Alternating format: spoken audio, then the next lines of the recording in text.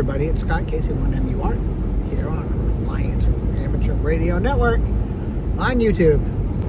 You know, people get the technician's license, and you get those other people who go and get your general right away. And I don't think that's, no.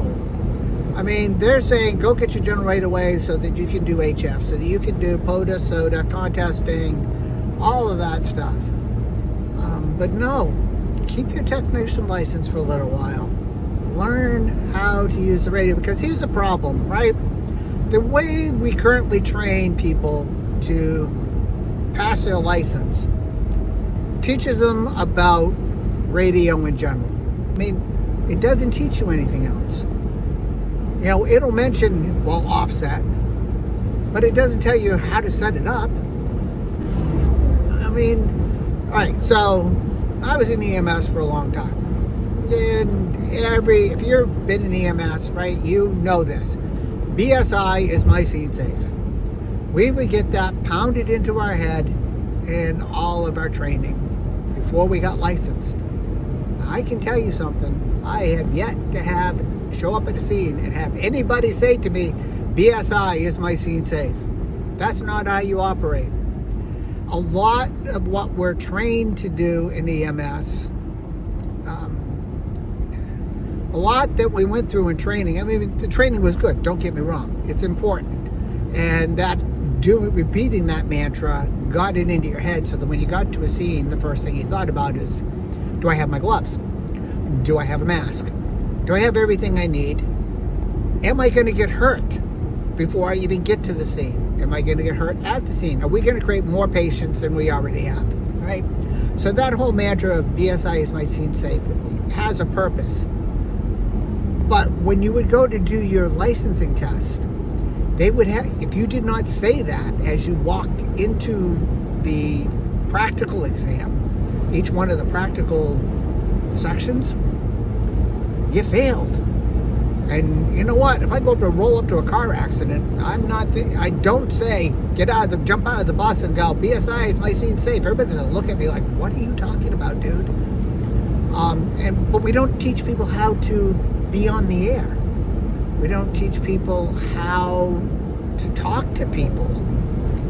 We don't teach people how to set up their radio. You hop on any Facebook group here or any forum, and there are people asking some really good questions that are basic, but they're good because they were never taught. How do I do this? How do I set up my radio for this? And don't tell them to look at the manual, because nobody can read the manuals. I mean, the print is really small, and the English isn't that good. And if you're an English speaker, you're trying to figure out what it is they're talking about.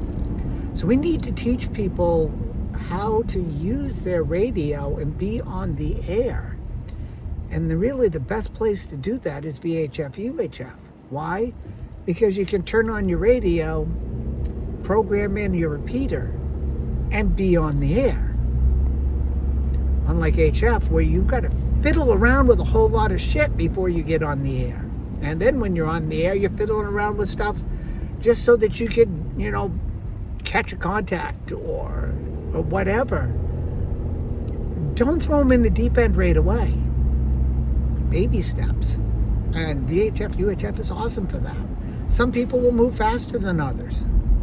And some people move slower than others. And that's not wrong. And that's not bad. That's how people are. Some people grasp things quicker than others. So, one of the big things that we are about here at Alliance Amateur Radio Network is that part of our inclusivity is newbies. People who don't even know they have mic fright because they're afraid to get on the air, period. Because they don't know what to do, because they haven't been taught. And you got two schools of thought. Either you get yourself an Elmer, which I hate that term. I think of Elmer Fudd, and it's also really sexist, right? Maybe we don't want a male to be our mentor. And I'm not going to call you know, somebody whose name is Judy Elmer. It's not going to work. So there's that. And the other one is like, well, just jump in the deep end. Well, some people aren't built that way. And that causes them more anxiety than what they're already experiencing. Leave them alone. Hold their hands, guide them. And we're supposed to be welcoming and supportive and friendly and inviting, and yet we expect people to do things just like we do in regular society, which is to treat them like shit and say that, well, I had to learn this way, so you do. Why do you want somebody else to suffer? It's bullshit. It's dumb. It's cruel. And it's immature. We need to grow up. So, yeah, that's kind of where I'm at. Let's get people on the air first. Best thing about buying a UV5R, right? You get on the air. If you find out it's not for you, you're only out $20. Throw it away. Give it away. Throw it up on eBay for $15. I don't care. But you'll find out. People can tell you, well, that's just, you know, that's a crap radio. You're going to be more frustrated. Not really. It really, I mean, yes, it is a crap radio. All right, I'm not gonna argue that point. But it is a radio. It gets you on the air, and any radio that gets you on the air is better than a radio that doesn't. Any radio that you have is 100 times better than the radio you don't. Right? Yeah. So, let's start being better to each other and supportive, and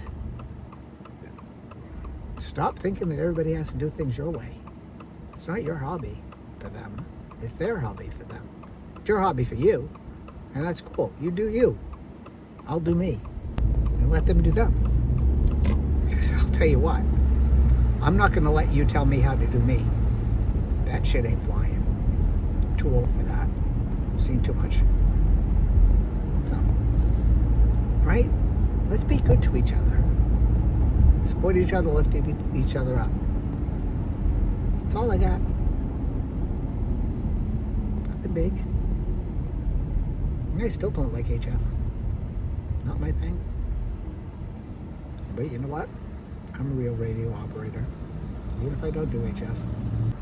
Or CW. Can't tell me different.